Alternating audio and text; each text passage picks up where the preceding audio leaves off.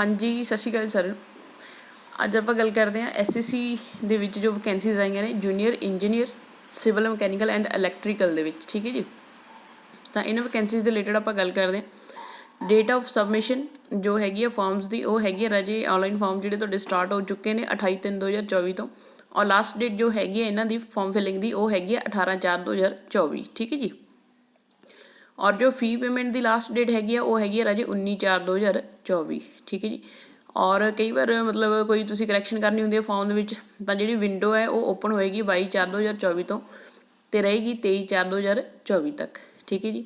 ਔਰ 2 ਪੇਪਰ ਹੋਣਗੇ ਰਾਜੇ। Tentative schedule of computer based examination paper 1, ਜਿਹੜਾ ਪੇਪਰ 1 ਹੈ ਤੁਹਾਡਾ ਉਹ ਹੋਏਗਾ 4/6/2024 ਤੋਂ ਲੈ ਕੇ 6/6/2024 ਤੱਕ ਦਾ। ਠੀਕ ਹੈ ਜੀ।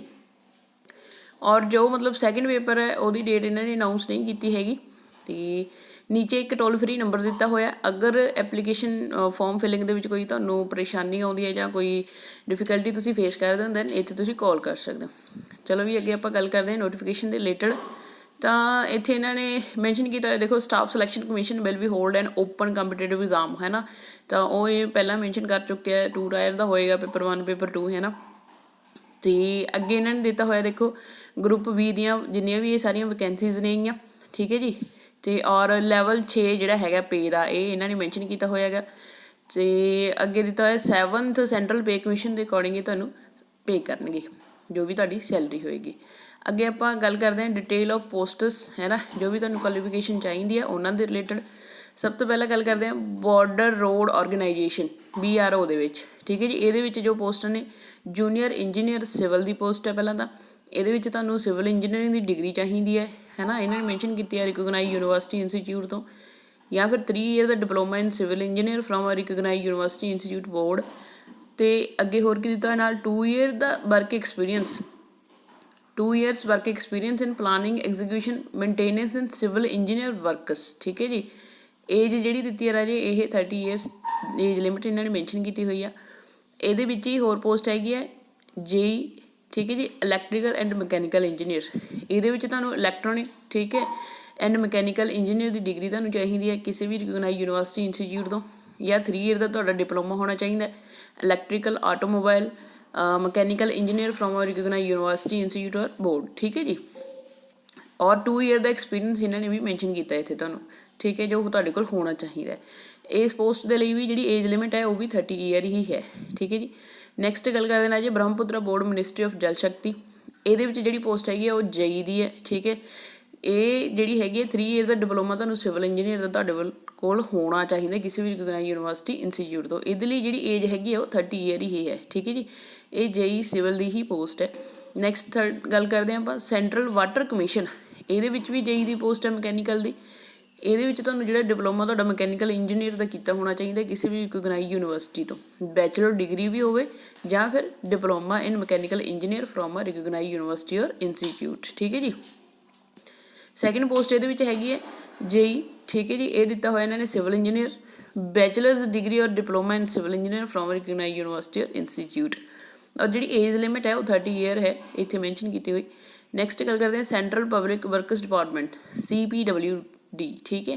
ਇਹਦੇ ਵਿੱਚ ਜਿਹੜੀ ਪਹਿਲੀ ਪੋਸਟ ਹੈਗੀ ਉਹ JEE ਜਿਹੜੀ ਹੈਗੀ ਹੈ ਇੱਥੇ ਇਲੈਕਟ੍ਰੀਕਲ ਇੰਜੀਨੀਅਰ ਦੀ ਹੈਗੀ ਹੈ।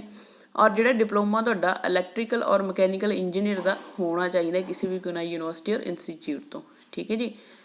ਔਰ ਨੀਚੇ ਜੋ ਇੱਕ ਹੋਰ ਪੋਸਟ ਹੈ ਇਹਦੇ ਵਿੱਚ ਉਹ ਹੈਗੀ ਹੈ JEE ਸਿਵਲ ਦੀ। ਇਹਦੇ ਵਿੱਚ ਤੁਹਾਡਾ ਜਿਹੜਾ ਡਿਪਲੋਮਾ ਰਾਜੇ ਉਹ ਸਿਵਲ ਇੰਜੀਨੀਅਰ ਫਰੋਮ ਆ ਰਿਕੋਗਨਾਈਜ਼ ਯੂਨੀਵਰਸਿਟੀ ਔਰ ਇੰਸਟੀਚਿਊਟ ਤੋਂ ਹੋਣਾ ਚਾਹੀਦਾ। ਔਰ ਜਿਹੜੀ ਏਜ ਇਹਨਾਂ ਨੇ ਮੈਂਸ਼ਨ ਕੀਤੀ ਹੋਈ ਆ ਉਹ ਹੈਗੀ ਆ ਅਪ ਟੂ 32 ਈਅਰਸ। ਠੀਕ ਹੈ ਜੀ। ਨੈਕਸਟ ਜਿਹੜਾ ਹੈਗਾ ਆਪਣਾ ਉਹ ਹੈਗਾ central water and power research station. ਠੀਕ ਹੈ ਜੀ। ਇਹਦੇ ਵਿੱਚ ਵੀ 2 ਟਾਈਪ ਦੀਆਂ ਵੈਕੈਂਸੀਜ਼ ਨੇ। ਇੱਕ ਹੈ JEE ਇੰਜੀਨੀਅਰ ਜੋ ਦਿੱਤਾ ਹੋਇਆ ਨੇ ਜੂਨੀਅਰ ਇੰਜੀਨੀਅਰ। ਠੀਕ ਹੈ ਜੀ। ਇਹਦੇ ਵਿੱਚ ਜਿਹੜੀ ਇਹ ਪੋਸਟ ਹੈਗੀ ਆ ਇਹਦੇ ਵਿੱਚ ਇਹਨਾਂ ਨੇ ਇਲੈਕਟ੍ਰੀਕਲ ਇੰਜੀਨੀਅਰ ਦੀ ਜਿਹੜੀ ਹੈਗੀ ਆ ਡਿਪਲੋਮਾ ਤੁਹਾਡਾ ਕੀਤਾ ਹੋਣਾ ਚਾਹੀਦਾ ਔਰ ਏਜ ਲਿਮਿਟ 30 ਈਅਰ ਇਹਨਾਂ ਨੇ ਮੈਂਸ਼ਨ ਕੀਤੀ ਹੋਈ ਆ। ਠੀਕ ਹੈ ਜੀ। ਸੈਕਿੰਡ ਟਾਈਪ ਦੀ ਇਹਦੇ ਵਿੱਚ ਪੋਸਟ ਹੈਗੀ ਹੈ JEE ਸਿਵਲ ਦੀ। ਤਾਂ ਇਹਦੇ ਵਿੱਚ ਵੀ ਜਿਹੜਾ ਡਿਪਲੋਮਾ ਤੁਹਾਡਾ ਉਹ ਸਿਵਲ ਇੰਜੀਨੀਅਰ ਦਾ ਹੀ ਹੋਣਾ ਚਾਹੀਦਾ ਕਿਸੇ ਵੀ ਰਿਕੋਗਨਾਈਜ਼ ਯੂਨੀਵਰਸਿਟੀ ਤੋਂ। ਔਰ ਇਹਦੇ ਲਈ ਵੀ ਜਿਹੜੀ ਏਜ ਲਿਮਿਟ ਹੈ ਰਾਜੇ ਉਹ 30 ਈਅਰਸ ਇਹਨਾਂ ਨੇ ਮੈਂਸ਼ਨ ਕੀਤੀ ਹੋਈ ਆ। ਅੱਗੇ ਆਪਾਂ ਗੱਲ ਕਰਦੇ ਹਾਂ DGQA novel ministry of defence. ਠੀਕ ਹੈ ਜੀ। ਇਹਦੇ ਵਿੱਚ ਜਿਹੜੀ ਪੋਸਟ ਹੈਗੀ ਆ ਉਹ JEE ਮਕੈਨੀਕਲ ਦੀ ਆ। ਇਹਦੇ ਲਈ ਤੁਹਾਡੀ ਜਿਹੜੀ ਕੁਆਲੀਫਿਕੇਸ਼ਨ ਹੈ ਉਹ degree in mechanical engineer from recognize university. ਠੀਕ ਹੈ ਜੀ। ਔਰ 3 ਨਾਲ ਇਹਨਾਂ ਨੇ ਹੋਰ ਵੀ ਮੈਂਸ਼ਨ ਕੀਤਾ ਹੋਇਆ 3 ਈਅਰ ਦਾ ਡਿਪਲੋਮਾ ਜਿਹੜਾ ਤੁਹਾਡਾ ਮਕੈਨੀਕਲ ਇੰਜੀਨੀਅਰ ਦੇ ਵਿੱਚ ਹੋਣਾ ਚਾਹੀਦਾ ਕਿਸੇ ਵੀ ਰਿਕੋਗਨਾਈਜ਼ ਯੂਨੀਵਰਸਿਟੀ ਔਰ ਇੰਸਟੀਚਿਊਟ ਤੋਂ, ਪਲੱਸ ਹੋਰ ਕੀ ਹੋਣਾ ਚਾਹੀਦਾ 2 ਈਅਰ ਦਾ ਐਕਸਪੀਰੀਅੰਸ ਹੋਣਾ ਚਾਹੀਦਾ ਰਿਸਪੈਕਟਿਵ ਫੀਲਡ ਦੇ ਵਿੱਚ, ਠੀਕ ਹੈ ਜੀ। ਔਰ ਇਹਦੇ ਲਈ ਜਿਹੜੀ ਏਜ ਲਿਮਿਟ ਆ ਰਾਜੇ ਉਹ 30 ਈਅਰਸ ਇਹਨਾਂ ਨੇ ਮੈਂਸ਼ਨ ਕੀਤੀ ਹੋਈ ਆ। ਇਹਦੇ ਵਿੱਚ ਇੱਕ ਪੋਸਟ ਹੋਰ ਆ, ਉਹ ਹੈਗੀ ਹੈ JEE, ਠੀਕ ਹੈ ਜੀ, JEE। ਇਹਦੇ ਵਿੱਚ ਜਿਹੜੀ ਹੈਗੀ ਹੈ ਤੁਹਾਡੀ ਡਿਗਰੀ ਇਹ ਭਾਈ ਇਲੈਕਟ੍ਰੀਕਲ ਇੰਜੀਨੀਅਰ ਦੀ ਜਿਹੜੀ ਡਿਗਰੀ ਤੁਹਾਡੇ ਕੋਲ ਹੋਣੀ ਚਾਹੀਦੀ ਆ, ਜਾਂ ਫਿਰ 3 ਈਅਰ ਦਾ ਡਿਪਲੋਮਾ, ਠੀਕ ਹੈ, ਤੁਹਾਡੇ ਕੋਲ ਹੋਵੇ ਇਸੇ ਫੀਲਡ ਦੇ ਵਿੱਚ, ਨਾਲ 2 ਈਅਰ ਦਾ ਜਿਹੜਾ ਐਕਸਪੀਰੀਅੰਸ ਆ ਉਹ ਵੀ ਤੁਹਾਨੂੰ ਹੋਣਾ ਚਾਹੀਦਾ। ਔਰ ਇਸ ਪੋਸਟ ਲਈ ਵੀ ਜਿਹੜੀ ਏਜ ਲਿਮਿਟ ਆ ਉਹ 30 ਈਅਰਸ ਹੈ, ਠੀਕ ਹੈ ਜੀ। ਅੱਗੇ ਗੱਲ ਕਰਦੇ ਹਾਂ ਫਰੂਕਾ ਬੈਰੇਜ project ministry of Jal Shakti, ਠੀਕ ਹੈ ਜੀ। ਇਹਦੇ ਵਿੱਚ ਵੀ 2 ਟਾਈਪ ਦੀਆਂ ਪੋਸਟਾਂ ਨੇ, ਇੱਕ ਹੈਗੀ ਹੈ JEE, ਠੀਕ ਹੈ ਜੀ। ਇਹ ਜੋ ਮੈਂਸ਼ਨ ਕੀਤੀ ਹੋਈ ਹੈ ਇਹਨਾਂ ਨੇ ਇਲੈਕਟ੍ਰੀਕਲ ਇੰਜੀਨੀਅਰ ਦੀ ਪੋਸਟ, ਠੀਕ ਹੈ ਜੀ। ਇਹਦੇ ਵਿੱਚ ਤੁਹਾਡੇ ਕੋਲ ਡਿਪਲੋਮਾ ਹੋਣਾ ਚਾਹੀਦਾ ਹੈਗਾ ਇਲੈਕਟ੍ਰੀਕਲ ਇੰਜੀਨੀਅਰ ਦਾ ਕਿਸੇ ਵੀ ਰਿਕੋਗਨਾਈਜ਼ ਯੂਨੀਵਰਸਿਟੀ ਔਰ ਇੰਸਟੀਚਿਊਟ ਤੋਂ। ਜਿਹੜੀ ਏਜ ਹੈ ਉਹ 30 ਈਅਰਸ ਦੀ ਹੋਣੀ ਚਾਹੀਦੀ ਆ, ਠੀਕ ਹੈ ਜੀ। ਅੱਗੇ ਸਿਵਲ ਦਾ ਇਹਨਾਂ ਨੇ ਮੈਂਸ਼ਨ ਕੀਤਾ ਹੋਇਆ, ਸਿਵਲ ਦੀ ਪੋਸਟ ਹੈ, ਤਾਂ ਇਹਦੇ ਵਿੱਚ ਵੀ ਡਿਪਲੋਮਾ ਤੁਹਾਡੇ ਕੋਲ ਹੋਣਾ ਚਾਹੀਦਾ ਕਿਸੇ ਵੀ ਰਿਕੋਗਨਾਈਜ਼ ਇੰਸਟੀਚਿਊਟ ਜਾਂ ਯੂਨੀਵਰਸਿਟੀ ਤੋਂ, ਠੀਕ ਹੈ ਜੀ। ਔਰ ਜਿਹੜੀ ਏਜ ਲਿਮਿਟ ਆ ਉਹ 30 ਈਅਰਸ ਇੱਥੇ ਮੈਂਸ਼ਨ ਕੀਤੀ ਹੋਈ ਆ। ਅੱਗੇ ਆਪਾਂ ਗੱਲ ਕਰਦੇ ਹਾਂ ਮਿਲਟਰੀ ਇੰਜੀਨੀਅਰਿੰਗ ਸਰਵਿਸ MES ਦੇ ਵਿੱਚ, ਠੀਕ ਹੈ ਜੀ। ਇਹਦੇ ਵਿੱਚ ਜਿਹੜੀਆਂ ਹੈਗੀਆਂ ਰਾਜੀ ਤੁਹਾਡੀਆਂ 2 ਟਾਈਪ ਦੀਆਂ ਪੋਸਟਸ ਨੇ, JEE civil, degree in civil engineer from recognize university, 3 year the diploma ਇਹਨਾਂ ਨੇ ਮੰਗਿਆ ਹੋਇਆ ਇੱਥੇ, ਠੀਕ ਹੈ। ਅਗਰ ਡਿਗਰੀ ਨਹੀਂ ਹੈਗੀ ਦੈਨ 2 ਈਅਰ ਦਾ ਐਕਸਪੀਰੀਅੰਸ ਤੁਹਾਡਾ ਹੋਣਾ ਚਾਹੀਦਾ ਹੈ। 30 ਈਅਰਸ ਦੀ ਏਜ ਇੱਥੇ ਇਹਨਾਂ ਨੇ ਮੈਂਸ਼ਨ ਕੀਤੀ ਆ। ਸੈਕਿੰਡ ਜਿਹੜੀ ਪੋਸਟ ਹੈਗੀ ਆ ਉਹ ਹੈਗੀ ਹੈ JEE, ਠੀਕ ਹੈ ਜੀ, electrical and mechanical engineer.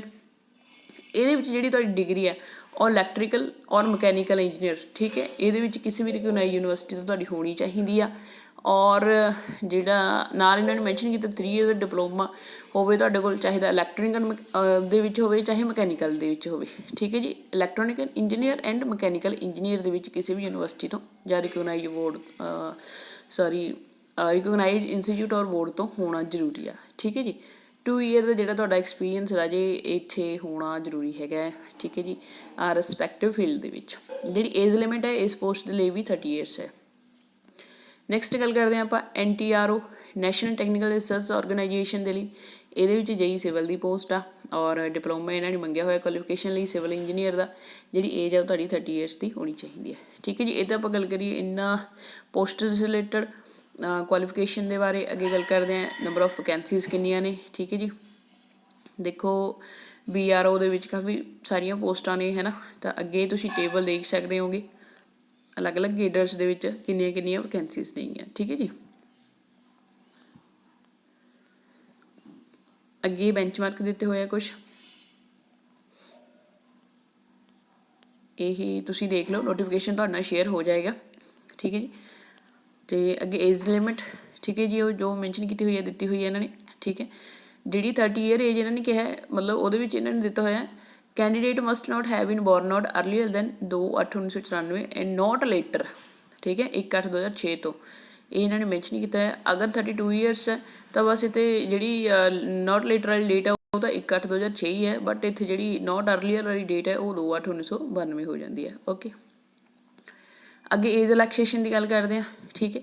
SC/ST ਲਈ 5 ਈਅਰ ਦੀ ਏਜ ਰਿਲੈਕਸੇਸ਼ਨ ਆ, OBC ਲਈ 3 ਈਅਰ ਦੀ ਏਜ ਰਿਲੈਕਸੇਸ਼ਨ ਆ, PWD ਦੇ ਲਈ 10 ਈਅਰਸ ਦੀ ਹੈ, PWD OBC ਦੇ ਲਈ 13 ਈਅਰਸ ਦੀ ਆ, PWD SC/ST ਦੇ ਲਈ 15 ਈਅਰਸ ਦੀ ਹੈ, ਐਕਸ ਸਰਵਿਸਮੈਨ ਦੇ ਲਈ 3 ਈਅਰਸ ਜੋ ਇਹਨਾਂ ਨੇ ਮੈਂਸ਼ਨ ਕੀਤਾ ਹੋਇਆ। ਦੇਖੋ ਡਿਫੈਂਸ ਪਰਸਨਲ ਅਗਰ ਕੋਈ ਹੈਗਾ disable in operation during the hostilities with any foreign country or in any disputed area and related as a concurrence therefore ਜੋ ਵੀ ਦਿੱਤਾ ਹੋਇਆ ਇਹਨਾਂ ਨੇ, ਠੀਕ ਹੈ। ਅਨਜ਼ਰਵਡ ਹੈ, EWS ਹੈ ਜਾਂ OBC ਹੈ, ਓਨਲੀ 3 ਈਅਰਸ ਦੀ ਹੈ। ਅਤੇ ਅੱਗੇ ਦਿੱਤਾ ਹੋਇਆ, ਠੀਕ ਹੈ, ਸੇਮ SC/ST ਲਈ ਇਸੇ ਕੇਸ ਦੇ ਵਿੱਚ ਉਹ 8 ਈਅਰਸ ਦੀ ਹੈਗੀ ਆ ਏਜ ਰਿਲੈਕਸੇਸ਼ਨ, ਠੀਕ ਹੈ ਜੀ। ਤਾਂ ਇਹ ਇਹਨਾਂ ਨੇ ਮੈਂਸ਼ਨ ਕੀਤਾ ਹੋਇਆ ਅੱਗੇ ਜੋ ਵੀ ਹੈਗਾ, ਠੀਕ ਹੈ ਜੀ।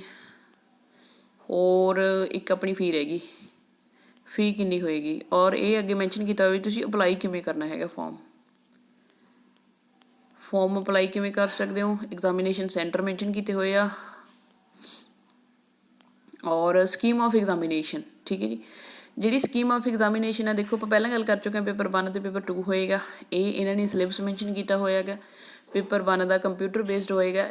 ਇਹਦੇ ਵਿੱਚ ਜਨਰਲ ਇੰਟੈਲੀਜੈਂਸ ਐਂਡ ਰੀਜ਼ਨਿੰਗ ਜਿਹੜੇ ਹੈਗੇ 50-50 ਕੁਐਸਚਨ ਆਉਣਗੇ, ਠੀਕ ਹੈ ਜੀ।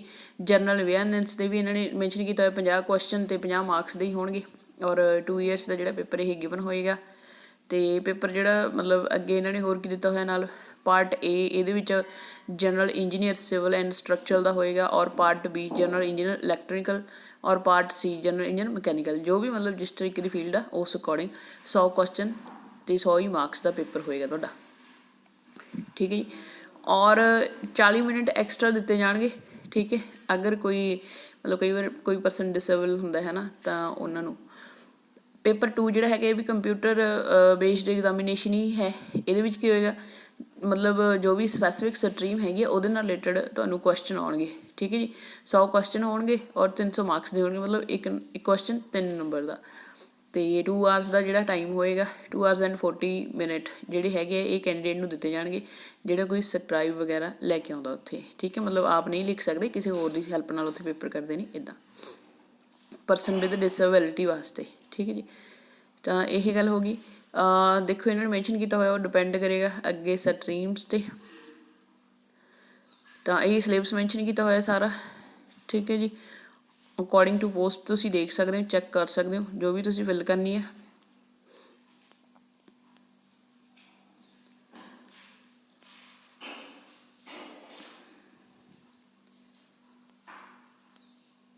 EID ਪ੍ਰੂਫਸ ਦੇ ਰਿਲੇਟਡ, DV ਦੇ ਰਿਲੇਟਡ ਗੱਲ ਕਰੀਏ, ਠੀਕ ਹੈ। ਇਹ ਪੋਸਟ ਪ੍ਰੈਫਰੈਂਸ ਦੇ ਰਿਲੇਟਡ ਆ, ਇਹ ਮੋਡ ਆਫ ਸਿਲੈਕਸ਼ਨ ਮੈਂਸ਼ਨ ਕੀਤਾ ਹੋਇਆ, ਠੀਕ ਹੈ ਜੀ।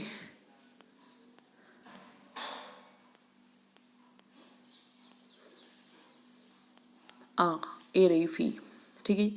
100 ਰੁਪਇਆ ਜਿਹੜੀ ਫੀ ਹੈ ਐਗਜ਼ਾਮੀਨੇਸ਼ਨ ਫੀ, ਬਟ ਵੂਮੈਨ ਦੇ ਲਈ, SC ST ਦੇ ਲਈ, ਠੀਕ ਹੈ, ਕੋਈ ਪਰਸਨ ਵਿਦ ਡਿਸੇਬਿਲਿਟੀ ਹੈ, ਐਕਸ ਸਰਵਿਸਮੈਨ ਹੈ, ਇਹਨਾਂ ਲਈ ਕੋਈ ਵੀ ਫੀ ਨਹੀਂ ਹੈਗੀ, ਠੀਕ ਹੈ ਜੀ। ਇਹ ਪੁਆਇੰਟ ਤੁਸੀਂ ਧਿਆਨ 'ਚ ਰੱਖ ਲਿਓ।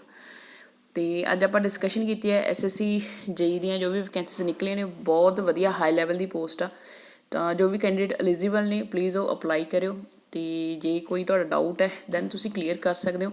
Thank you.